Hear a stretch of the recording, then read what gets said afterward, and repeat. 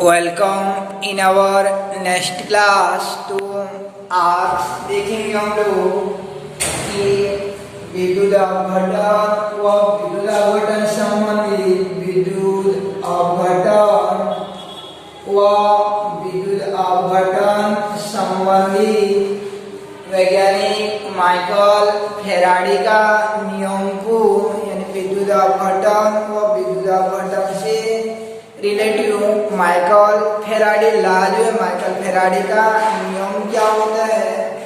पहले देखते हैं विद्युत अपघटन मीन्स क्या हो जाता है। तो कोई विद्युत अपघट्य पदार्थ का विलयन बना लेते हैं, यानी विद्युत अपघट्य विलयन। जैसे NaCl एक विद्युत अपघट्य है, तो विद्युत अपघट्य विलयन तैयार कर।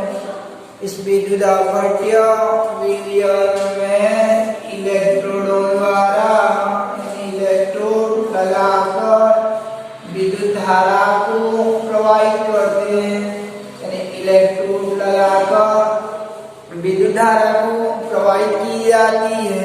तो उसी स्थिति में कैसा होता है आपका कि ये आयन जो रहते हैं, यानी Cl आयन, ये ऋणायन जो है धन इलेक्ट्रोड की ओर आने लगते हैं और धनायन जो है ऋण इलेक्ट्रोड की ओर आने लगते हैं। विपरीत आवेश वाले इलेक्ट्रोड की ओर अभिगमन करने लगते हैं। पहले जो है विद्युत अपघट्य का जलीय विलयन लिया जाता है, ये अपने अवयवी आयनों में विच्छेदित हो जाता है और इस प्रकार बने आयन अपने में से विपरीत आवेश वाले इलेक्ट्रोड की ओर एनोड में होता है आपका, यानी एनोड का अर्थ होता है धन ध्रुव हो जाता है और कैथोड में होता है आपका ऋण ध्रुव हो जाता है। जब बाहर से विद्युत धारा डाली जाती है तो कैथोड ऋण ध्रुव होता है। तो एनोड में धन ध्रुव की ओर ऋणायन वाला है, यानी Cl ऋणायन आता है और अपना एक्स्ट्रा इलेक्ट्रॉन को इलेक्ट्रोड को सौंप देता है, यानी इसको हैंड ओवर कर देता है, उसको प्रदान कर देता है। अपना अतिरिक्त इलेक्ट्रॉन को त्याग कर क्लोरीन परमाणु के रूप में बदल जाता है और यह क्लोरीन परमाणु और एक क्लोरीन परमाणु से क्रिया कर क्लोरीन गैस के रूप में विमुक्त हो जाती है। इस प्रकार एनोड पर क्लोरीन गैस मुक्त हो जाती है, यानी एनोड पर क्लोरीन गैस मुक्त हो जाती है। यदि कैथोड पर विचार करेंगे, यानी कैथोड पर विचार करते हैं, कैथोड में जाएगा ऋण ध्रुव की ओर सोडियम आयन आएगा और इस सोडियम आयन इलेक्ट्रॉन को एक्सेप्ट कर सोडियम परमाणु के रूप में कन्वर्ट हो जाता है, सोडियम परमाणु के रूप में बदल जाएगा। इस प्रकार आपका कैथोड पर सोडियम मिल जाता है और एनोड पर जो क्लोरीन गैस मिल जाता है। तो पहले एक पदार्थ के रूप में था और बाद में अवयवी परमाणु के रूप में परिवर्तित हो जाता है, अवयवी भागों में परिवर्तित हो जाता है। तो उसका एक प्रकार से रासायनिक परिवर्तन हो जाता है कि पहले NaCl का कुछ अलग गुण था, अब सोडियम बना, क्लोरीन दोनों अलग अलग हो गए तो उनका अलग अलग गुण हो जाता है। पहले सोडियम क्लोराइड जैसे नहीं रहता है। इस प्रकार की क्रिया को रासायनिक वियोजन कहा जाता है कि विद्युत द्वारा उनको अवयवी परमाणु के रूप में जब परिवर्तित कर दिया जाता है तो रासायनिक वियोजन कहलाता है। और इसी रासायनिक वियोजन की क्रिया को विद्युत अपघटन कहते हैं कि विद्युत अपघट्य विलयन में इलेक्ट्रोडों द्वारा विद्युत धारा प्रवाहित करने पर विद्युत अपघट्य विलयन में इलेक्ट्रोडों द्वारा विद्युत धारा प्रवाहित करने पर विद्युत अपघट्य का रासायनिक रूप से वियोजित होना, विद्युत अपघट्य का रासायनिक वियोजन होना विद्युत अपघटन कहलाता है। यानी विद्युत अपघट्य का रासायनिक वियोजन होना विद्युत अपघटन कहलाता है। जैसे एग्जाम्पल NaCl के जलीय विलयन में इलेक्ट्रोडों द्वारा विद्युत धारा प्रवाहित करने पर कैथोड पर सोडियम व एनोड पर क्लोरीन गैस मुक्त होने की प्रक्रिया विद्युत अपघटन कहलाती है। इस प्रकार विद्युत अपघटन का डेफिनेशन क्या हो जाएगा कि विद्युत अपघट्य विलयन में इलेक्ट्रोडों द्वारा विद्युत धारा प्रवाहित करने पर इलेक्ट्रोडों द्वारा विद्युत धारा प्रवाहित करने पर विद्युत अपघट्य का रासायनिक वियोजन होना विद्युत अपघटन कहलाता है। का विद्युत अपघटन। अब देखते हैं हम लोग विद्युत अपघटन के उपरांत जो है विद्युत अपघटन के पश्चात पहला था आपका विद्युत अपघटन। आज का टॉपिक में तो विद्युत अपघटन क्या हो जाएगा कि विद्युत अपघटन का अभिप्राय विद्युत अपघट्य विलयन में विद्युत धारा प्रवाहित करने पर विद्युत अपघट्य का रासायनिक वियोजन होना विद्युत अपघटन कहलाता है। अब देखते हैं विद्युत अपघटनी संबंधित वैज्ञानिक माइकल फैराडे का नियम को कि विद्युत अपघटनी से संबंधित माइकल फैराडे का नियम। तो माइकल फैराडे का दो प्रकार का नियम रहता है। तो पहला देखते हैं हम लोग प्रथम नियम को माइकल फैराडे का विद्युत अपघटनी संबंधित प्रथम नियम प्रथम नियम।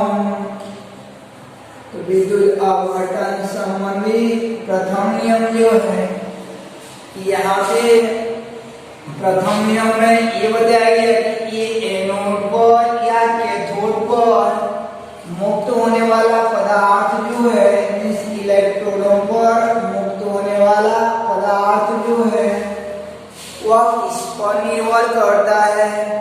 तो याद रखिए रहना इलेक्ट्रोडों पर कितना इस एग्जाम्पल में कितना क्लोरीन या कितना सोडियम मुक्त होगा वह किस पर डिपेंड करता है। यानी इलेक्ट्रोडों पर रिलीज होने वाला जो मटेरियल है सब्सटेंस है वो किस पर डिपेंड करता है। तो याद रखिए ना यहाँ से जितना विद्युत धारा प्रवाहित किया जाता है या आवेश प्रवाहित किया जाता है उस आवेश पर निर्भर करता है। यानी जितना ज्यादा आवेश को हम लोग प्रवाहित करेंगे मुक्त होने वाला पदार्थ उतना ही ज्यादा रहता है। मुक्त होने वाला पदार्थ की मात्रा जो है प्रवाहित आवेश या प्रवाहित धारा के अनुक्रमानुपाती होती है यानी समानुपाती हो जाती है। जैसे कि माइकल फैराडे का विद्युत अपघटन प्रथम नियम कहते हैं। तो ये नियम क्या कहता है प्रथम नियम कि विद्युत अपघटनी विलयन में इलेक्ट्रोडों द्वारा विद्युत धारा प्रवाहित करने पर इसी इलेक्ट्रोड पर मुक्त पदार्थ की मात्रा या उत्पन्न गैस की मात्रा विलयन में प्रवाहित आवेश या धारा के समानुपाती होती है। जिससे कि माइकल फैराडे का विद्युत अपघटनी संबंधित प्रथम नियम कहते हैं कि विद्युत अपघटनी विलयन में इलेक्ट्रोडों द्वारा विद्युत धारा प्रवाहित करने पर किसी इलेक्ट्रोड पर मुक्त पदार्थ की मात्रा या उत्पन्न गैस की मात्रा विलयन में प्रवाहित धारा या आवेश के अनुक्रमानुपाती होती है। जैसे कि माइकल फैराडे का प्रथम नियम कहते हैं यदि विद्युत अपघटनी विलयन में Q आवेश प्रवाहित करने पर किसी इलेक्ट्रोड पर मुक्त पदार्थ की मात्रा W यानी विद्युत अपघटनी विलयन में Q आवेश प्रवाहित करने पर किसी इलेक्ट्रोड पर मुक्त पदार्थ की मात्रा W। तो इस नियमानुसार W प्रोपोर्शनल टू Q या W बराबर हो जाता है आपका समानुपाती चिन्ह को हटाते हुए नियतांक लगता है जिसे Z से रिप्रेजेंट करते हैं। यहाँ Z बराबर होता है आपका Z बराबर विद्युत रासायनिक तुल्यांक हो जाता है विद्युत रासायनिक तुल्यांक हो जाता है तो इस प्रकार से ये आपका विद्युत रासायनिक तुल्यांक हो जाएगा। Z बराबर विद्युत रासायनिक तुल्यांक हो जाता है यदि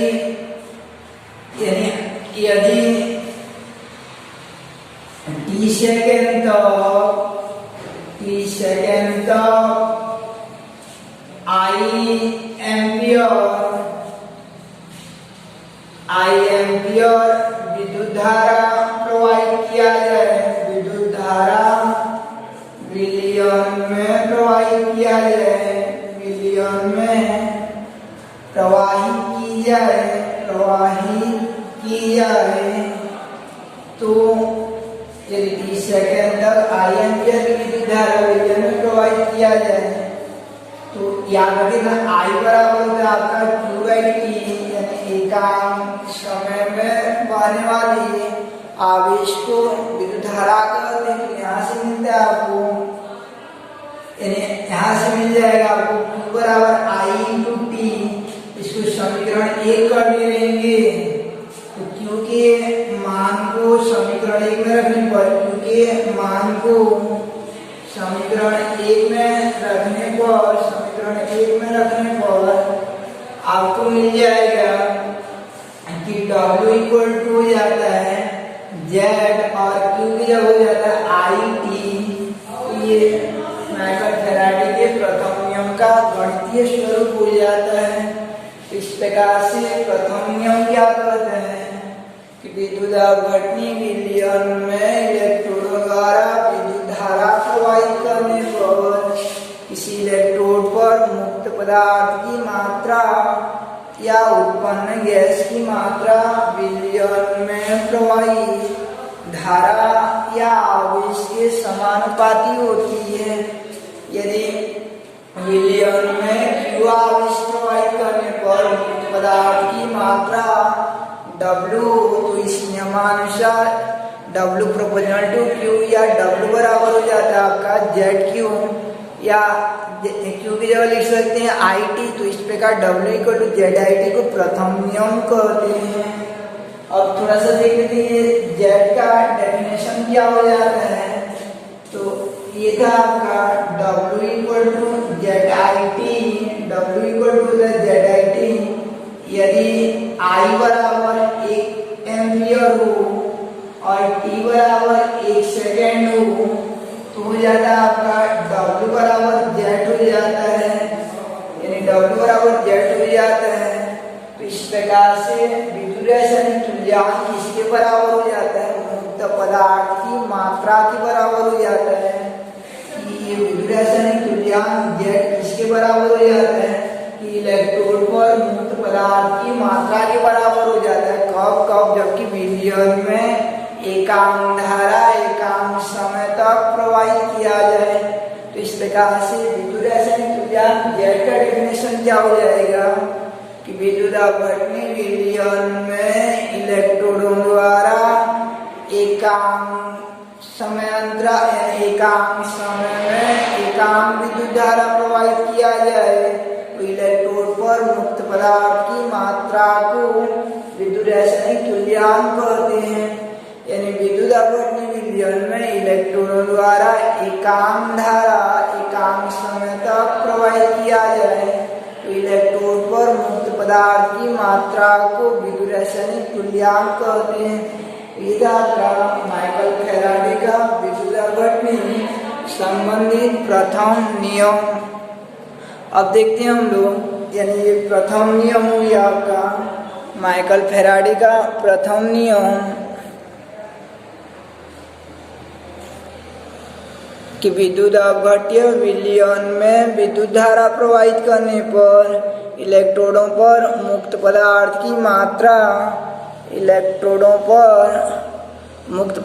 की मात्रा विलयन में प्रवाहित धारा या आवेश के समानुपाती होती है। W यदि विद्युत अपघट्य विलयन में Q आवेश प्रवाहित करने पर मुक्त पदार्थ W हो तो W प्रोपोर्शनल टू Q या W इक्वल टू ZQ। यदि I प्रबलता की धारा T सेकेंड तक प्रवाहित किया जाए तो I इक्वल टू Q/T, यानी Q इक्वल टू IT हो जाता है। तो इस बेस पर मिल जाएगा आपको W इक्वल टू ZIT। अब देखते हैं हम विद्युत रासायनिक तुल्यांक। तो विद्युत रासायनिक तुल्यांक क्या हो जाता है कि आई और टी को एक कर देते हैं तो विद्युत अपघट्य विलयन में एकांक धारा एकांक समय तक प्रवाहित करने पर इलेक्ट्रोड पर मुक्त पदार्थ की मात्रा को ही विद्युत रासायनिक तुल्यांक कहते हैं। विद्युत रासायनिक तुल्यांक कहा जाता है। और नोट्स में याद रखे रहना कि ये जेड जो है यानी ये जेड जो है आपका ई बाई एफ के बराबर होता है, जहाँ एफ को कहा जाता है फैराडे नियतांक कहते हैं। इन फैराडे नियतांक कहा जाता है जिसका मान 96,500 कूलम होता है। 96,500 कूलम।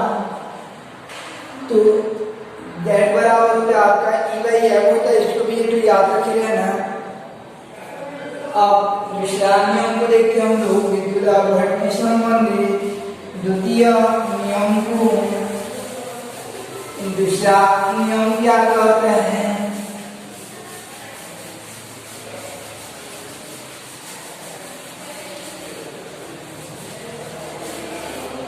कि अलग अलग प्रकार का विद्युत अपघट्य विलयन लिया जाता है। तो अलग अलग प्रकार का विद्युत अपघट्य विलयन लिया जाता है। जैसे NaCl लेंगे और KCl लेंगे, AgCl लेंगे और जैसे इसको H2SO बोल लेते हैं।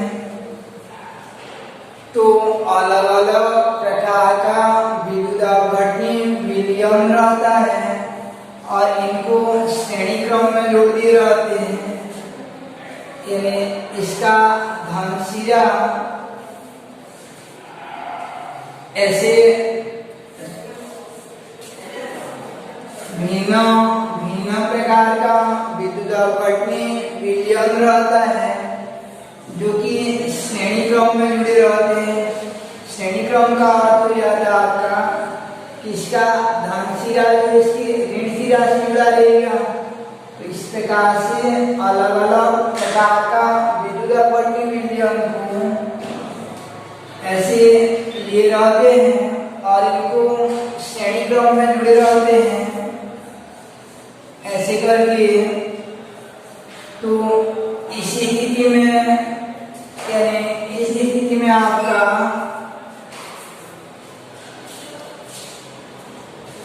ये इलेक्ट्रोड पर मुक्त पदार्थ की मात्रा किस पर डिपेंड करेगा। इलेक्ट्रोड पर मुक्त पदार्थ की मात्रा किस पर निर्भर करता है। तो याद रखे रहना ये वाला विलयन या ये विलयन या ये विलयन किसी एक विलयन के किसी एक इलेक्ट्रोड पर मुक्त पदार्थ की मात्रा अपने तुल्यांकी भार के समानुपाती होती है। उसका तुल्यांकी भार जितना रहता है वहां पे उतना ज्यादा पदार्थ मुक्त होगा। जैसे NaCl का 58.5/1 होगा, 58.5 होगा इसका तुल्यांकी भार। इसका हो जाएगा 49 होता है और इसका 107 होता है। तो इसका तुल्यांकी भार सबसे ज्यादा है। तो इस सिल्वर वाला इलेक्ट्रोड पर जो है सबसे ज्यादा पदार्थ मुक्त होगा। सिल्वर वाला इलेक्ट्रोड पर जो है सबसे ज्यादा पदार्थ जो है मुक्त हो जाएगा। तो अलग अलग प्रकार का विद्युत अपघट्य विलयन लिया जाता है जो कि उनको श्रेणी क्रम में जोड़ देते हैं। तो श्रेणी क्रम में जोड़ने पर अलग अलग प्रकार का विद्युत अपघट्य विलयन रहेगा और उनको श्रेणी क्रम में जोड़ेंगे। तो उसी स्थिति में जब श्रेणी क्रम में जोड़ा जाता है तो किसी अलग अलग इलेक्ट्रोड यानी किसी इलेक्ट्रोड पर पदार्थ की मात्रा किस पर निर्भर करेगा। जबकि तीनों पर जो है समान विद्युत धारा डाली जाती है। यानी यहाँ पे जितना विद्युत धारा डालेंगे तीनों पर समान विद्युत धारा डाली जाती है। तो समान विद्युत धारा डालेंगे और समान विद्युत धारा डालने पर समान आवेश सब में डालते हैं। तीनों में समान आवेश डालते हैं। तो मुक्त पदार्थ की मात्रा किस पर निर्भर करेगी। तो याद रखें ना उसके तुल्यांकी भार के समानुपाती होता है। तो इस प्रकार से श्रेणी क्रम में जुड़े भिन्न भिन्न विद्युत अपघट्य विलयन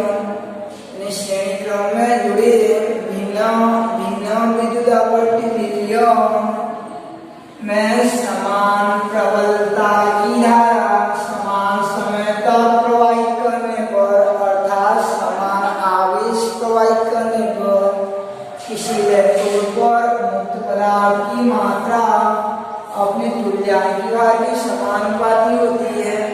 यदि किसी इलेक्ट्रोड पर मुक्त पदार्थ की मात्रा W और उसका तुल्यांकी भार E हो तो W प्रोपोर्शनल टू E या समानुपाती चिन्ह को हटाते हैं तो यहाँ पे हो जाता है आपका W1 बटे W2 बराबर हो जाता है E1 बटे E2 हो जाता है E1 बटे E2 हो जाएगा या इसको अच्छा क्रिया गुणा कर देंगे तो W1 बटे E1 बराबर W2 बटे E2 हो जाता है या हो जाएगा आपका W1 बटे E1 बराबर W2 बटे E2 बराबर W3 बटे E3 बराबर Wn बटे En हो जाता है Wn बटे En।